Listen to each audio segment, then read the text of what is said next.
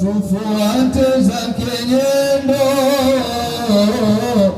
na yote alohusia, hilo ndilo sawa pendo la kumpenda nabia. Alhamdulillah wassalatu wassalam ala sayyidina rasulillah Muhammad bin Abdullah wa ala alihi wa sahbihi wa man walah wa ba'd. Assalamu alaikum wa rahmatullahi ta'ala wa barakatuh. Alhamdulillah, tumshukuru Mwenyezi Mungu Subhanahu wa Ta'ala katika hali zote. Tumshukuru kwa kuweza Mola Subhanahu wa Ta'ala kwa namna tulomuomba, ya Rabbi balighna Ramadhan. Mungu Subhanahu wa Ta'ala akatujibisha, tukaweza na sisi kuiona Ramadhani nyingine baada ya kupitiwa na mwaka wa Ramadhani ambao kwamba ilikuwa imetangulia. Hii ni neema, hatujafanya application, hatujataka, baada ya wengine wako vitandani, wengine wametangulia mbele za Allah Subhanahu wa Ta'ala.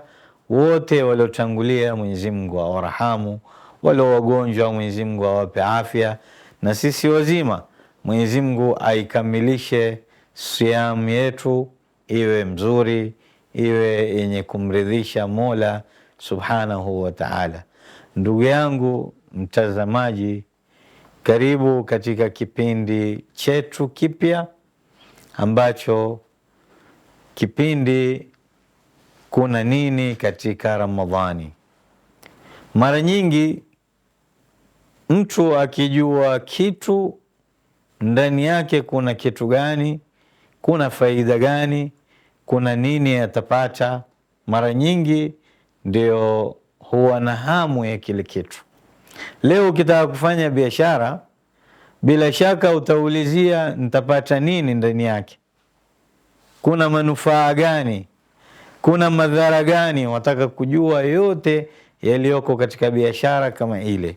Ukitaka kujenga nyumba, je, hapa yastahiki kujenga nyumba? Je, nikijenga hii nyumba itakuwa vipi?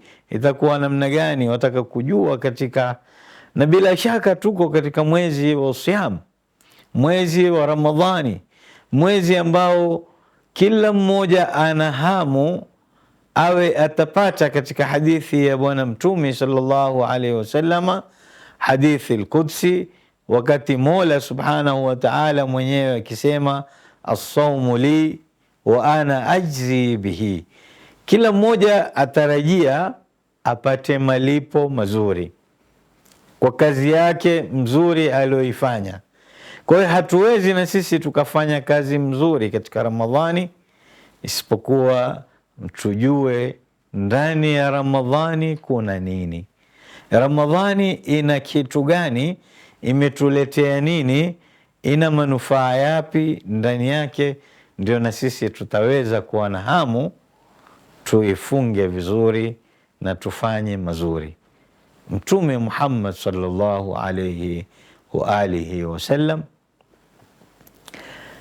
safari moja alikuwa na masahaba zake, karibu ya mwisho wa Shaaban kuingia Ramadhani, aliwaambia masahaba zake maneno mazito sana.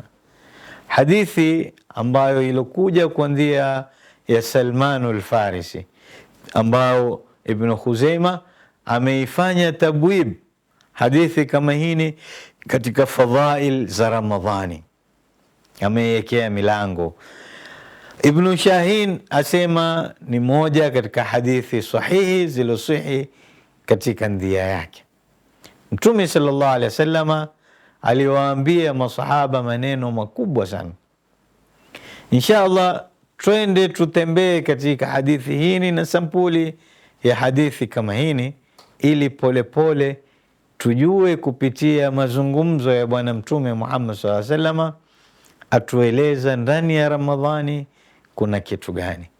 Mtume sallallahu alaihi wasallam alipoanza hadithi yake aliwaambia masahaba alipokuwa akiwahutubia siku ya mwisho ya Shaaban, faqal ya ayuha nnas, enyi watu, ayuha nnas qad adhallakum shahrun adhimun mubarak, enyi watu, hakika umewafinika nyinyi, uko karibu kuwaingilia nyinyi mwezi ambao mwezi ndani yake kuna nini na sifa zake ni zipi?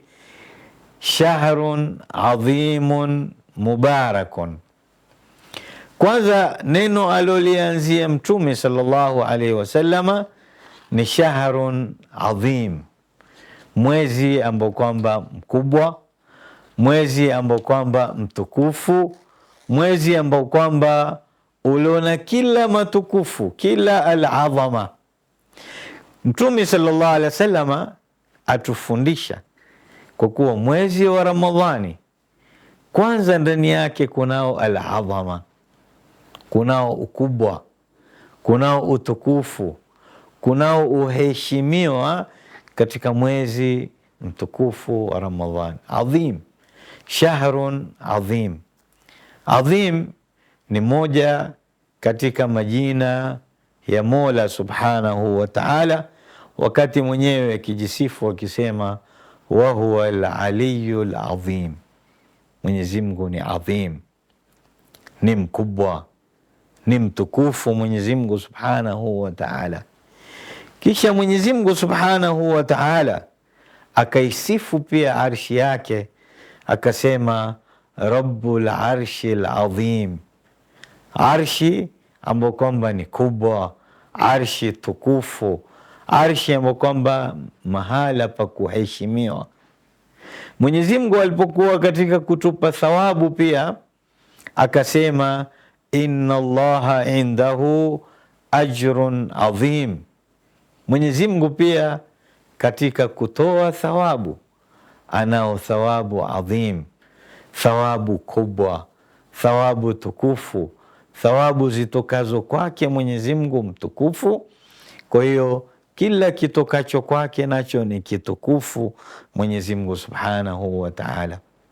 Ndio maana shahada alopewa Mtume sallallahu alayhi wasallama, wakati Mwenyezi Mungu akimpa shahada akamwambia wa innaka la ala khuluqin adhim, wewe Mtume Muhammad sallallahu alayhi wasallama uko katika tabia ambazo kwamba ni adhim, tabia kubwa, tabia tukufu, tabia ambazo kwamba za kuheshimika.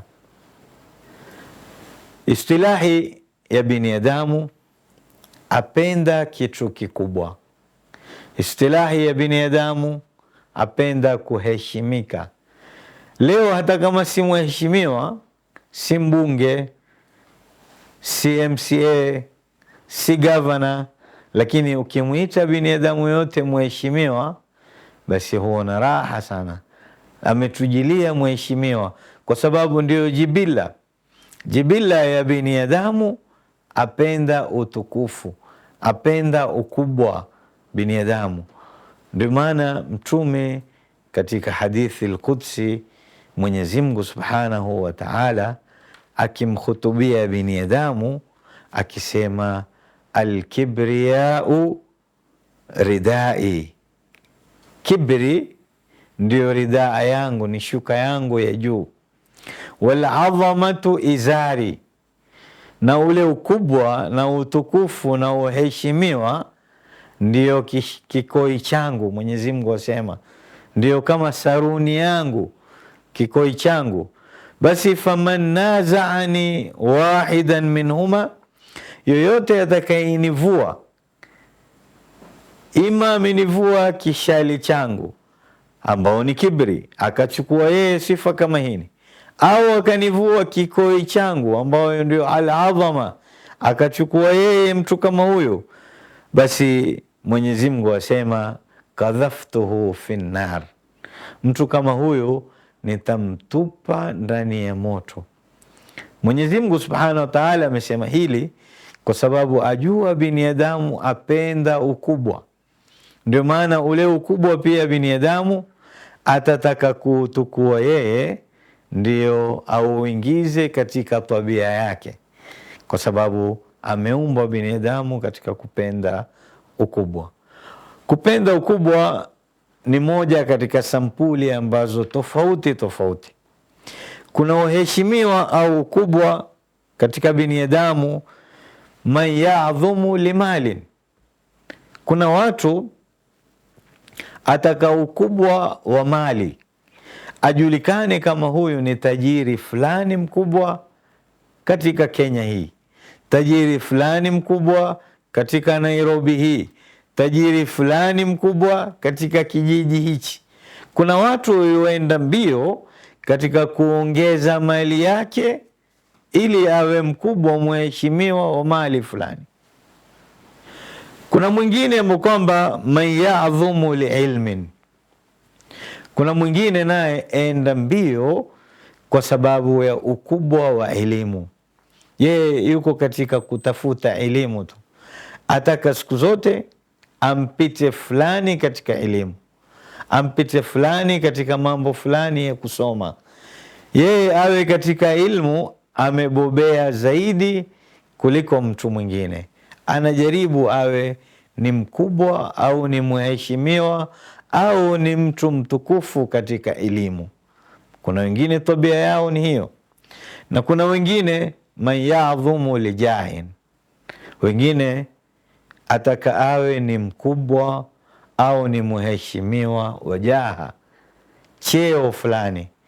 Mimi nataka kupigania kiti fulani, nataka kupigania kiti fulani, nataka ukubwa wa aina fulani.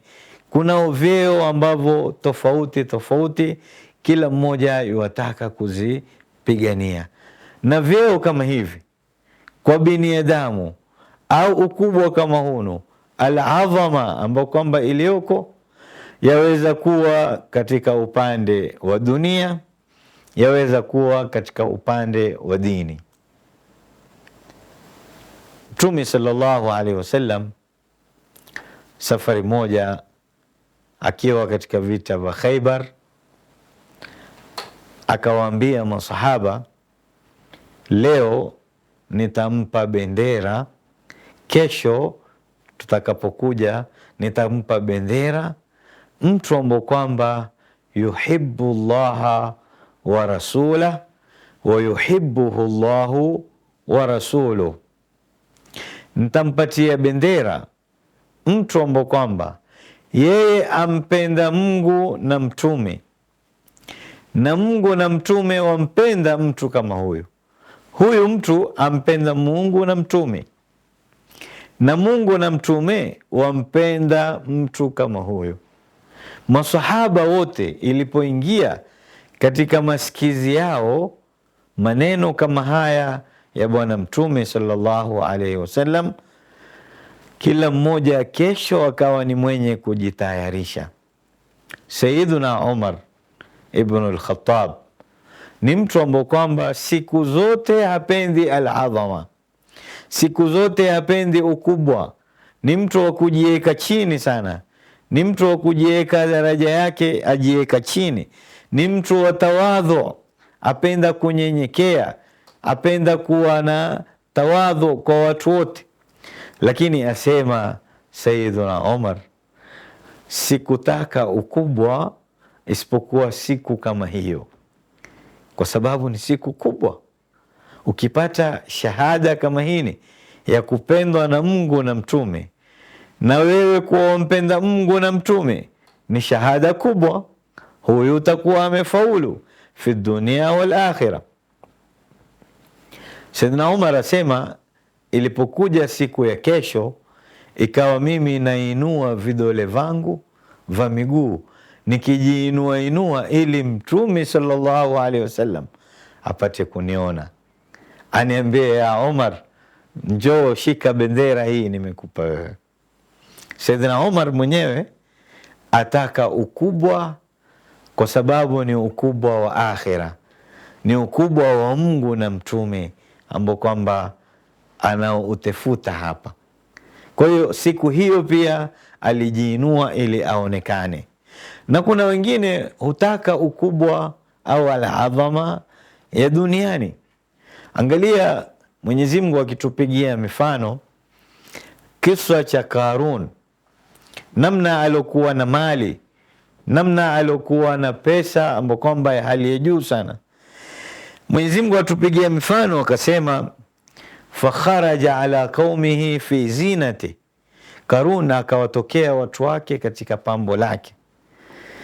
Qala alladhina tamannau makanahu, wakasema wale ambao watamani mahala pake au cheo chake kama kile, ya laita lana mithla ma utiya Karun innahu ladhu hadhin adhim, na sisi hii mali, hii kicheo, huu kubwa alionao Karun, na sisi twatamani tupate, kwa sababu ni hadhi kubwa sana, adhim. Hawa wakataka adhama ambao iliyoko duniani, lakini hakuna adhama bora isipokuwa ni kutoka kwa Mola subhanahu wa ta'ala. Ramadhani imetuletea ukubwa wake. Ukubwa ulioko ndani ya Ramadhani ni wa kumwabudu Mwenyezi Mungu subhanahu wa ta'ala, wa kushikamana na Mwenyezi Mungu subhanahu wa ta'ala. Ushikamane na ibada, ushikamane na kuutukuza mwezi kama uno, ushikamane na kusoma Qur'ani, ushikamane na yote ambayo kwamba yalikuwa mazuri. Mtume sallallahu alaihi wasallam alipokuwa waambia masahaba katika hijjatul wada, aliwaambia maneno mazuri sana, akawaambia, inna ihtirama azamati tilka alawqat qurbatun wa ta'a, kuheshimu ukubwa na utukufu wa nyakati kama mfano wa Ramadhani ni qurbatun wa ta'a, ni kujikurubisha na Mola na kuwa na taa, kumtii Mola subhanahu wa ta'ala. Wa intihaka hurmatiha maasiyatun kabiha wa isaa, na kule kuacha heshima ya Ramadhani ukawa huijali, ukaona ni mwezi kama miezi mingine, watu wakifunga wewe wala jahran, waingia katika vibanda ukala, waingia wewe hujali kutukana, hujali kusema uongo, hujali kutoa ufidhuli, hujali kutoswali, hujali lolote katika linalo mkasirisha Mwenyezi Mungu, kabihatun wa isaa. Hili ni jambo baya na ni kumkosea Mola subhanahu wa ta'ala. Kwa hiyo tukitafuta ukubwa katika kipindi chetu cha kwanza, ni kuwa Ramadhani inao ukubwa wake. Tutafute huno ukubwa wa Ramadhani kupitia katika yale aliyotuamrisha Mwenyezi Mungu subhanahu wa ta'ala katika kuyafanya, na sisi tutaona ule ukubwa wetu. Mwenyezi Mungu hutupa zile heshima. Ndio utaona hata katika kazi zingine watu miezi 11 aweza kuwa hapati heshima mtu kama yule, lakini kiingia Ramadhani bosi mwenyewe huambia, wapeni sehemu Waislamu ya kuswali, wapeni time waende msikitini, wapeni time, kwa sababu ni Ramadhani, wako katika siyam. Kwa hiyo Ramadhani kwanza tukianza inao ukubwa, al-adhama, ukubwa, utukufu, uheshimiwa. Ndio maana yaitwa Ramadhani mwezi mtukufu, kwa sababu ya utukufu ambao kwamba ulioko ndani. Kwa hiyo tutafuteni utukufu wa Ramadhani katika kumtii Mola subhanahu wa ta'ala. Insha Allah ta'ala tutaendelea katika kipindi chetu, ndugu yangu mtazamaji, kesho tukiwa na wewe pamoja. Tufuatane hadi Ramadhani yetu ya mwisho ili tujue yaliyoko katika ndani ya Ramadhani. Wassalamu alaikum wa rahmatullahi ta'ala wa barakatuh, wal afwa minkum. Tufuate zake nyendo na yote alohusia. Hilo ndilo sawa pendo la kumpenda nabia. Hilo ndilo sawa pendo la kumpenda nabia. Tumpende